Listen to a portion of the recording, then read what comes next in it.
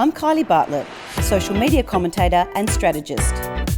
I'm interviewing small business owners and tackling their biggest social media challenges live on the show. I'm on a mission to talk about what social media really is and how to successfully apply it to your business. It's SME for SME, social media education for small, medium enterprises. Hi everyone. On today's episode, we get to chat with Geelong's Animal Welfare Society's acting CEO, Mia Shaw, about how they've taken their not-for-profit animal shelter from the dark ages into a thriving industry-leading brand. Mia shares with us how Facebook has changed the public's perception of gauze and what small businesses can learn from this transformation. We've also got a great tech tool to share later in the show that will eliminate the need for you to ever ride in a dirty, slow old taxi ever again. But first, let me share a bit more about this week's guest, Gauze, and what I got up to when I visited their business. I take my hat off to the team at Gauze. It's obvious from the huge following on Facebook and when you see the team in action that they genuinely love and care about finding new homes for all their furry friends. Many of the animals have been abandoned and abused. Gauze has a dedicated team of highly skilled professionals who provide the best care and rehabilitation. Be sure to head on down to Gauze if you're looking for a new furry companion. Please welcome to this week's episode, Mia from Geelong Animal Welfare Society. Mia, thank you for joining us on the show. Thank you very much for having me.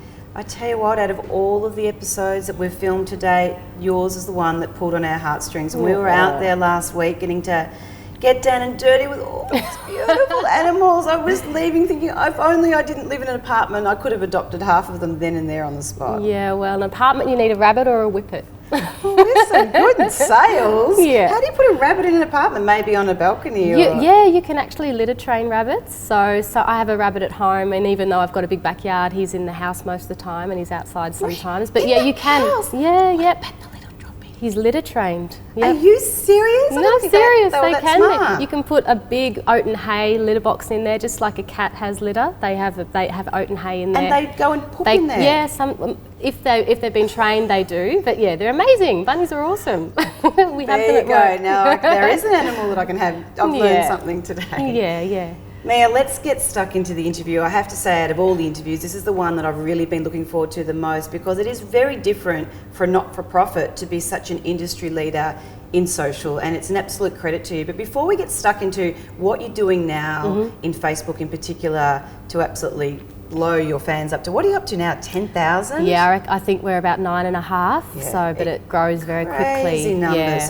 Before we get into that, just give a bit of background of, I'm a born and bred Geelong girl. I've got to tell you, Geelong Animal Welfare Society was dark ages, daggy, and then all of a sudden something happened where it's become this really trendy brand to follow. So do you mind sharing a little bit of that story with us? Yeah, sure. So the management changed over a few years ago, and I guess for us it feels like it's changed into modern animal sheltering. So it's all about positivity and just a different way of thinking about rehoming shelter animals. It's welcoming in the community and just basically making it a happy, positive place for us now instead of everything behind closed doors. It's not that case at all. And what's been interesting, it's not like you've changed premises or given your brand a big spruce. It's just the perception now. You're letting us into the positivity rather than it being the negativity or the doom and gloom of what happens. And I think that's a credit to you that you haven't had to go and have these flashy premises, and yet it really has a fresh brand now. Yeah, great people, a lot of really passionate staff, and of course we've got the most beautiful product you can imagine, so all our animals. So yeah, it's been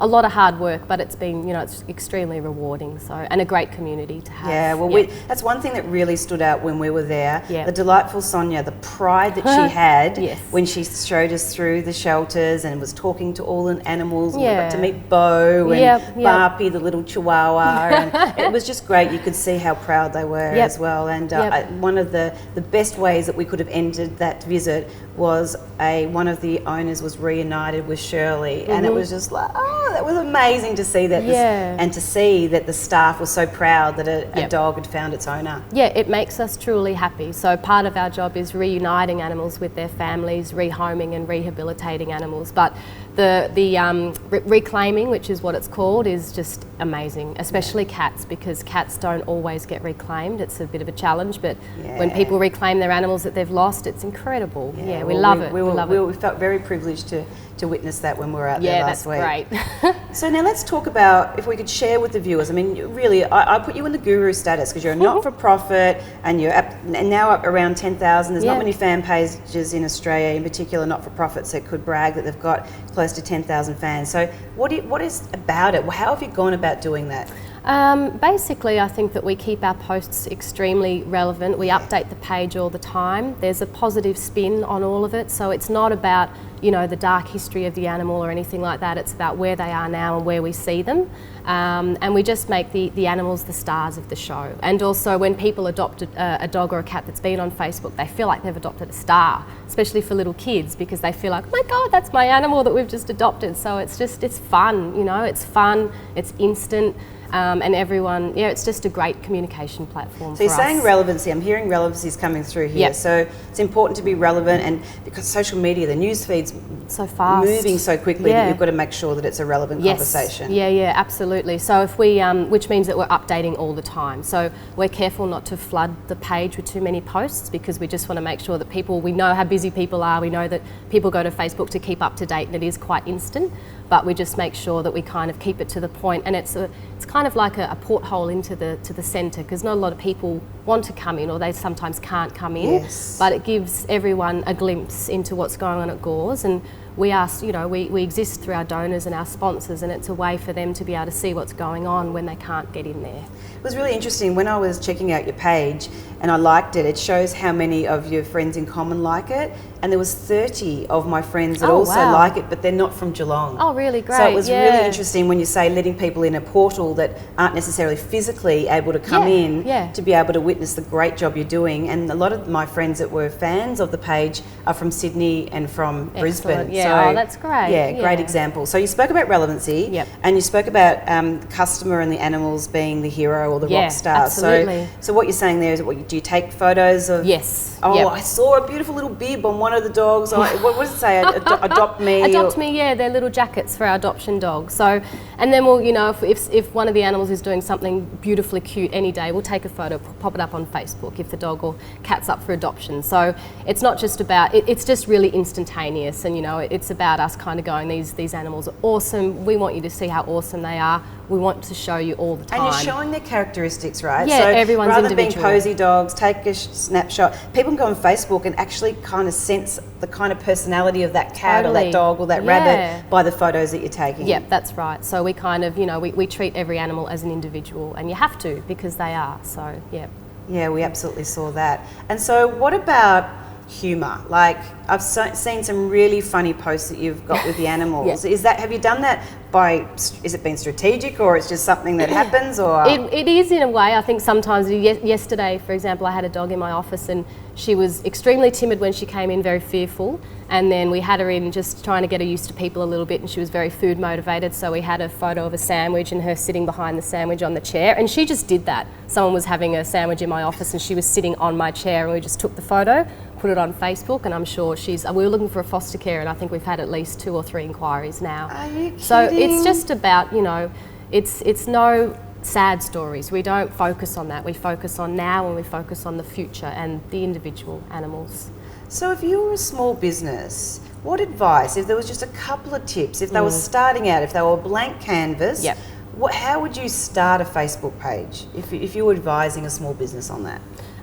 You just have to keep it really humorous and upbeat. So it's nothing too heavy. You don't want to make your posts too long and elaborate. That's what we try not to do. Short and sharp, right? Yeah, short and sharp, because you have to remember that people are just seeing so many things coming up in their feed.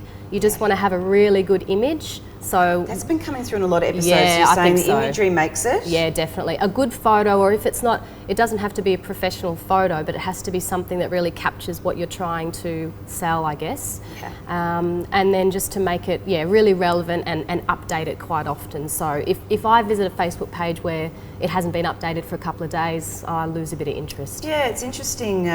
It's about that consistency, right? Yeah, absolutely. And people don't go to Facebook to have their brain strained. No. They don't go there and go, oh, I wonder what interest rates are today. They go there for light relief, right? Totally. They want to escape. It's a bit of white noise. Yep. And so you're saying bring that humour in so that when people are having their coffee break or they're scrolling through, it's not doom and gloom, but that puts a smile on their face. Yeah, give them a reason to come to your page, absolutely. It's, some people don't get a chance to do it at night time, so you just want to, it's a bit of fun and a bit of light for them. Yeah. Have you found that a lot of your followers are starting to share your material as well? Yeah, we very much ask people to share all of our posts, because that way we can get them, we can reach more people in the community, so friends will share the posts, and that's how we get animals home.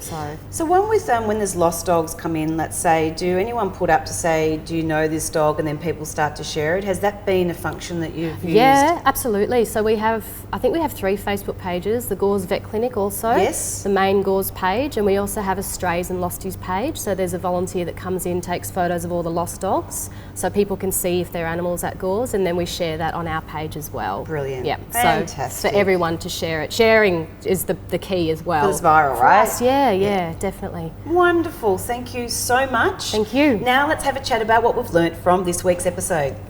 Our top takeaway tips from this episode are: number 1, be humorous. People don't come to Facebook to have to think too much. They come there to have some time out and be entertained. Think about how you can bring humour into your Facebook updates. Number 2, make your customer the hero instead of making it all about how great your products and services are. Think about how you can make your customer feel like a rock star for choosing to come and purchase your products and services. And number 3, be relevant. Social media updates are happening every second. So to gain cut through, you need to make sure that the posts that you are making are relevant to what your community is looking for right now. Mia, thank you so much for taking time out. I know how incredibly busy you are with all those animals coming in. It's been an absolute pleasure interviewing you. Wealth of knowledge, and thank you for sharing it with our viewers. Thank you very much. Thank you so much. We really appreciate the opportunity. We've had, it's been wonderful to have your team here, and it's great to be recognised. And yeah, the animals, thank you very much as well. Yeah, thumbs up to Gores, Awesome. Hey? Now for this week's Tech Tool. Today's Tech Tool is an app called Uber. Uber is an on-demand car service that allows you to request private drivers through an app. The service utilises GPS software to send the nearest driver to your location. All you do is you open up the app, type in your current location, and within seconds you get an instant message confirming the driver's details: his name, car type, rego plates, his mobile number, and an estimated time of arrival.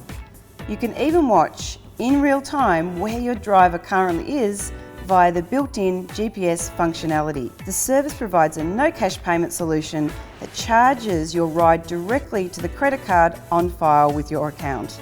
Give Uber a try and be sure to let us know what you think. Okay, that's another episode of SME TV. We sincerely hope that you found the interview with Mia to be full of valuable tips that you can implement straight into your business. If you'd like to keep the conversation going, head on over to our Facebook page and be sure to drop us a line. We'd really love to hear from you. Thanks to all of our sponsors, and in particular the Geelong Chamber of Commerce. So on behalf of myself and my incredibly talented partners, The Object, we want to thank you, the viewer, for watching the episode. So until next week, may your social media news be absolutely great news. See you soon.